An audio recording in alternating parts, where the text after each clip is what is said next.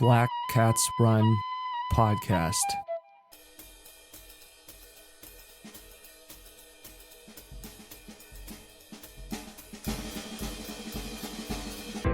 I'm Tristan Black-Ingersoll. This is Black Cats Run.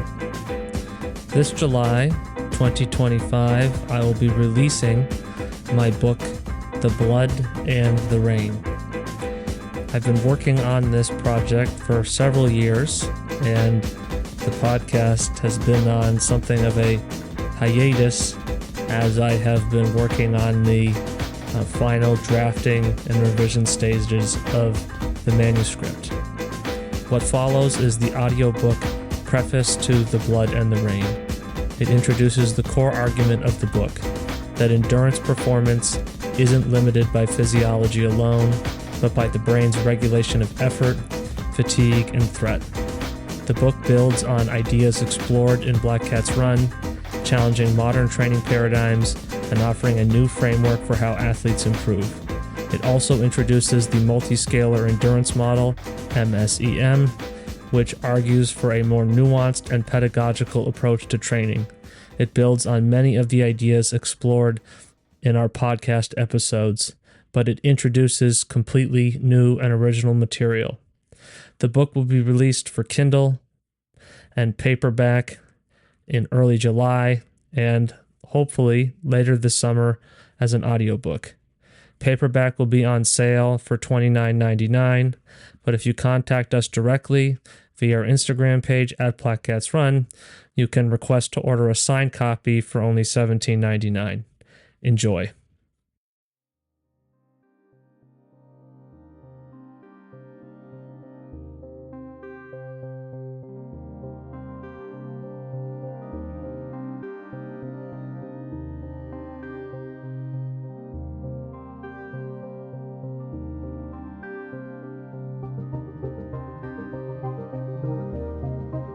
Preface. A race is a fire walk. Both are acts of survival structured through perception. Both involve a boundary crossing, a moment when the brain's ordinary predictions about strain, pain, and collapse are temporarily suspended and rebuilt. In firewalking, participants pass barefoot across burning coals, not because the properties of heat and flesh have changed, but because their perception of threat has been altered.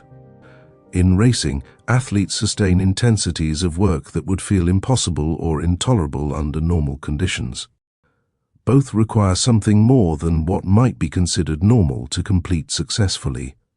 However, these are not anomalies. They are windows into the true structure of human endurance.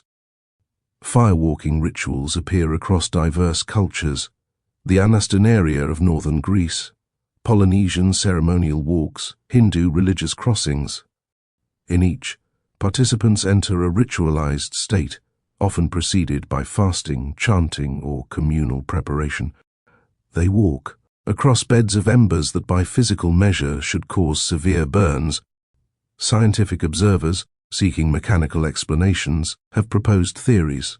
Rapid crossing minimizes contact time, ash on the surface insulates briefly, moisture on the skin buffers the heat. Yet careful measurements show these effects are insufficient. Not because these theories are wrong, but because if they were fully explanatory, firewalking would hold no more ritual significance than walking barefoot across a living room floor. People cannot always do what seemingly should be mechanically possible, and when they do, something deeper is at work. What changes during the firewalk is not the coals, but the brain's interpretation of them. In the ritual context, ordinary survival thresholds are suspended. The participant does not become invulnerable, but their predictive sensory model, the brain's forecast of mechanical threat and injury, is temporarily recalibrated. The body crosses, not because physics allows it, but because perception has shifted. Firewalking is a psychosomatic phenomenon in the deepest sense, not imaginary, but the functional alteration of survival behavior through cognitive and emotional engagement. In many cultures, firewalking is explained through narratives of magic or divine protection. The community frames the event not as a recalibration of perception, but as a crossing of the sacred, a transformation facilitated by forces beyond ordinary understanding. Yet, whether called magic or miracle, the effect is behavioral.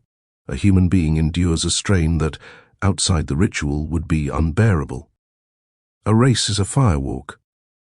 Athletes often perform workloads in competitive settings that far exceed what they can tolerate in training. Runners sustain paces for hours that feel impossible in isolated effort. Cyclists endure workloads that would collapse them in solo training rides. Even among amateur participants, the phenomenon persists. People who finish thousands of places behind the winner throw their arms into the air in triumph. They mark the act not simply as an athletic accomplishment, but as a personal transformation. This experience is not mechanical. The race environment, the collective urgency, the social witnessing, the structured intensity, creates a liminal space. The ordinary predictions of strain and failure are suspended. The brain, calibrating survival risk dynamically, permits levels of exertion it would forbid under other conditions. Racing, like firewalking, is a structured passage through sensory and behavioral transformation. Both are an essentially liminal experience. Liminality, as Victor Turner described it, is the threshold state, the betwixt and between, where individuals are neither what they were before nor yet what they will become. In ritual cultures, liminality serves as a mechanism of personal and social transformation. Firewalking and racing are modern expressions of this ancient pattern, structured experiences where the organism is called to recalibrate its relationship to survival, to strain, to the self. This deepens an essential question. If human beings can endure extraordinary strain under the right conditions, not because their mechanical capacities change, but because their perception of threat and survival is altered, then what truly limits endurance? What governs the withdrawal of effort, the imposition of fatigue, the collapse of output? What is endurance made of? Firewalking and racing both happen. They occur in the real world, which can be defined mathematically and operate within the bounds of laws of physics. They are inarguable in terms of occurrences. Yet the beggar explanation going beyond the mechanistic explanations of performance, a key insight into the dynamics which leave us wanting more or better explanations, can be found in the frameworks of cultural anthropology. Clifford Geertz, the 20th century American anthropologist, analyzed culture through the twin lens of the real and the really real. The real would be the practical explanations of causality.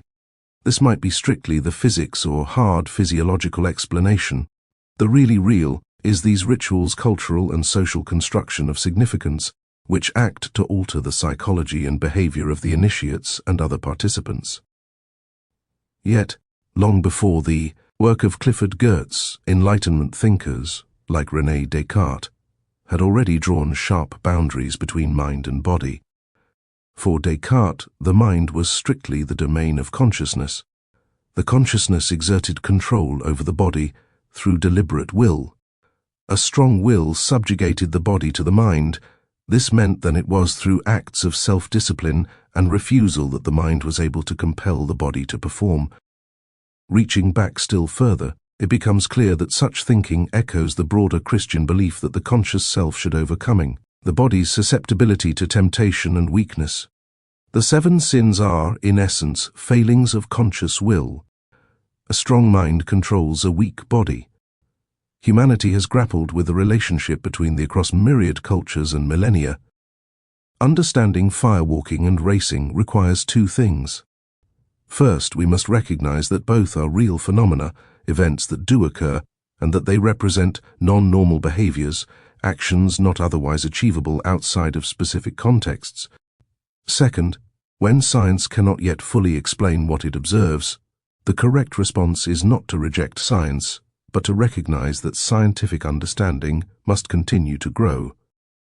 Lack of clear observation has often made space for magic, explanations of faith rather than reality.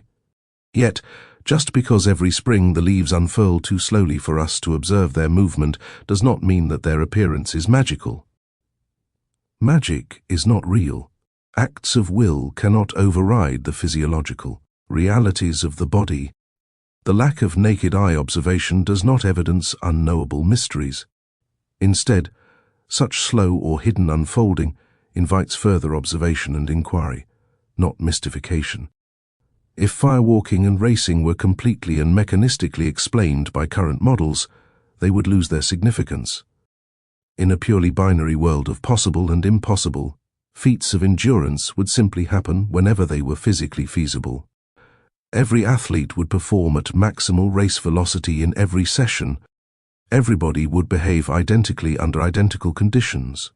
Ritual would vanish, and the extraordinary would collapse into the ordinary. That this is not what happens suggests a deeper structure, one that science has not yet fully mapped. Recognizing that some phenomena exceed current explanations is not a repudiation of scientific inquiry. It is the reason that inquiry must continue. These parallels between firewalking and racing reveal something fundamental. Transformation does not arise from mechanical preparation alone. It emerges from the reshaping of perception, from entering a state where ordinary predictions of threat are suspended and rebuilt. In ritual and in competition alike, human beings prepare for endurance through psychosomatic recalibration, emotional, cognitive, and social restructuring that allows survival thresholds to shift. This reality challenges us to reconsider what we think we know about the limits of the body and mind. It is an act of hubris to believe that we have fully mapped the structures that govern human endurance. Firewalking and racing hint that something deeper, more complex, and more elegant remains to be uncovered. The true mechanisms of endurance have yet to be brought to light. They await discovery, hidden in the spaces between perception, behavior, and survival.